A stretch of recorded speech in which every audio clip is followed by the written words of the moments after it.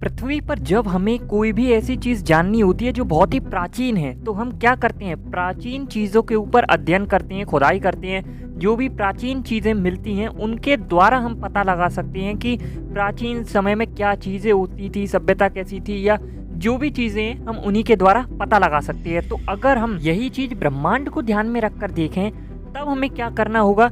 ब्रह्मांड में जो बहुत प्राचीन, चाहे स्टार्स हों, ग्रह हों, चाहे आकाश गंगाएं हों, जो भी प्राचीन चीज़ें हैं, उन पर अध्ययन करना होगा। और सबसे प्राचीन क्या हो सकता है? ब्लैक होल हो सकता है, जो कभी एक स्टार रहा था।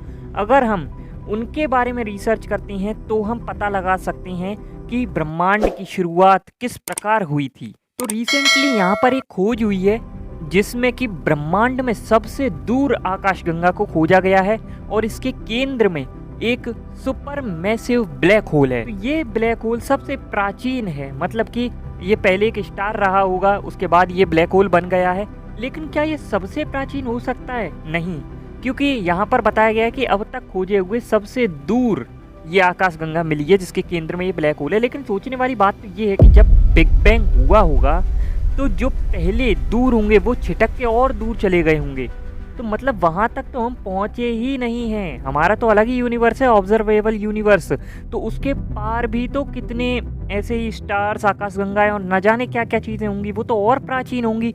वहाँ तक हम कभी पहुँच ही नहीं सकते। लेकिन जितने भी ब्लैक होल अभी तक हमने खोजे हैं, उनमें ये सबसे प्राचीन है। जेम्स वेब स्पेस टेलीस्कोप द्वारा सुदूर आकाशगंगा GN-Z11 के अवलोकन के माध्यम से शोधकर्ताओं ने ब्रह्मांड के मूल सितारों, जिन्हें पॉपुलेशन 3 सितारों के नाम से जाना जाता है, और आकाशगंगा के मूल में एक प्रचंड सुपरमैसिव ब्लैक होल के अस्तित्व की ओर इशारा करते हुए कुछ साक्ष्य उजागर किए हैं। यहाँ पर याद रखने वाली बात यह है कि मूल सितारों की बात हो रही है कि जो ब्रह्मांड में बिग बैंग होने के साथ ही बने थे।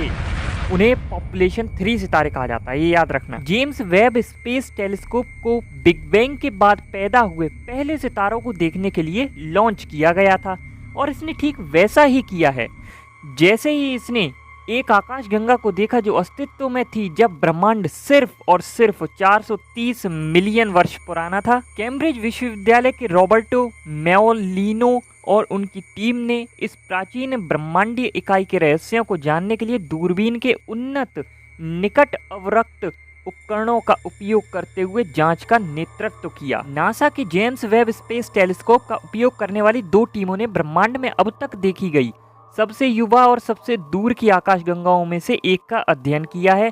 GN-Z11S इतना चमकीला है कि वैज्ञानिकों के लिए यह समझना चुनौतीपूर्ण है कि ऐसा है क्यों। जनसंख्या 3 सितारों की खोज ब्रह्मांडीय इतिहास की हमारी समझ में एक महत्वपूर्ण मील का पत्थर साबित हुई है। क्यों हुई है? क्योंकि मैंने बताया था कि इस ग्रुप के स्टार्स को सबसे पुराना माना जाता है। तो यही यहाँ पर है, क्योंकि इनका कोई पूर्ववर्ती नहीं है, मतलब इनसे कोई पहले का नहीं है, यही सबसे पुराने माने जाते हैं। इसलिए उनमें भारी तत्वों की कमी रही होगी, जिसमें केवल बिग बैंग नामक ब्रह्मांडीय घटना के दौरान निर्मित शुद्ध हाइड्रोजन और हीलियम शामिल थे। GN-Z11 में आयनित हीलियम के झुरमुट का पता लगाकर शोधकर्ताओं ने इन मायावी तारों की उपस्थिति का अनुमान लगाया। मेओलिनो ने एक बयान में कहा, तथ्य यह है कि हमें हीलियम से परे कुछ और नहीं दिखता है। यह बताता है कि यह झुरमुट काफी प्राचीन है। लेकिन जिस चीज ने अवलोकन को विशेष बनाया वह आकाशगंगा के केंद्र में एक अति विशाल ब्लैक होल की खोज थी। इससे यह भी पुष्टि होती है कि ब्रह्मांड की लगभग हर आकाशगंगा में एक केंद्रीय ब्लैक होल है जो इसे शक्ति प्रदान करता है। मेओलिनो ने कहा है कि हमें बेहद घनी गैस मिली जो गैस जमा करने वाले सुपरमैसिव ब्लैक होल के आसपास आम है। ये पहले स्पष्ट संकेत थे कि GN-Z11 एक ब्लैक होल की मेजबानी कर रहा है जो पदार्थ को निगल रहा है। टीम ने न केवल आयनित रासायनिक तत्वों की खोज की है, बल्कि आकाशगंगा द्वारा उत्सर्जित होने वाली अत्यधिक शक्तिशाली हवा की भी खोज की है। अब आप कमेंट बॉक्स में मुझे ये बताओ कि यहाँ पर हवा से तात्पर्य क्या है। क्योंकि अंतरिक्ष में हवा है या नहीं ये तो आपको पता होगा। खगोलविदों ने कहा है कि ऐसी उच्च वेग वाली हवाएं आमतौर पर सुपरमैसिव ब्लैक होल के तेजी से वृद्धि करने से जुड़ी प्रक्रियाओं से संचालित होती हैं। पहली टीम ने वेब के शक्तिशाली नियर इंफ्रारेड कैमरा का उपयोग किया, जिसने मेजबान आकाशगंगा का पता लगाने वाले एक विस्तारित घटक और एक केंद्रीय कॉम्पैक्ट स्रोत का पता लगाया, जिसका रंग ब्लैक होल के आसपास एक साथ वृद्धि करने वाली डिस्क के अनुरूप है। इसी बीच दूसरी टीम ने वेब के नियर इंफ्रारेड स्पेक्ट्रोग्राफ का उपयोग किया और GN-Z11 के आसपास के प्रभाव मंडल में हीलियम के एक गैसीय समूह की खोज। यह कुछ ऐसा है जो इन युगों से विशेष रूप से विशाल आकाशगंगाओं के आसपास के सिद्धांत और सिमुलेशन द्वारा अपेक्षित था कि प्रभाव मंडल में प्राचीन गैस के पॉकेट्स बचे रहने चाहिए और ये कोलैप्स कर सकती हैं और जनसंख्या 3 सितारों का निर्माण कर सकती है। जैसा कि मैंने बताया था कि टीम के अवलोकन ने एक सुपरमैसिव ब्लैक होल की उपस्थिति का खुलासा किया था, जिसका अनुमान हमारे सूर्य के द्रव्यमान से 2 मिलियन गुना अधिक है। तो इस खोज से हमें काफ़ी चीज़ों के बारे में जानकारी मिलेगी।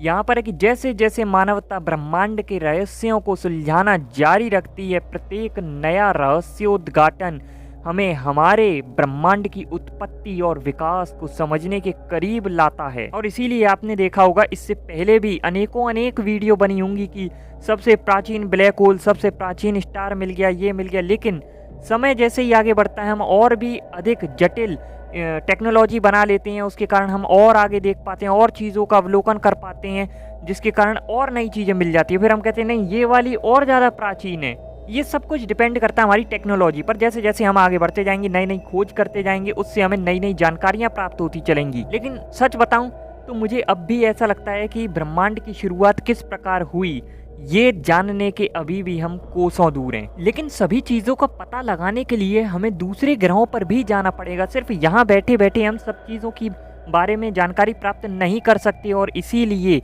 हम मंगल पर जाने की तैयारियां कर रहे हैं। इसके ऊपर भी मैंने कई सारी वीडियो बनाई हुई है। रिसेंटली एक न्यूज़ आई थी कि मंगल पर भी जीवन के संकेत मिले। अगर आप वो वीडियो देखना चाहते हैं तो आई बटन में लिंक मिल जाएगा, जरूर से देखना। अगर वीडियो पसंद आई तो लाइक शेयर कमेंट सब्सक्राइब जरूर करना। फिर मिलेंगे, तब तक के लिए गुड बाय।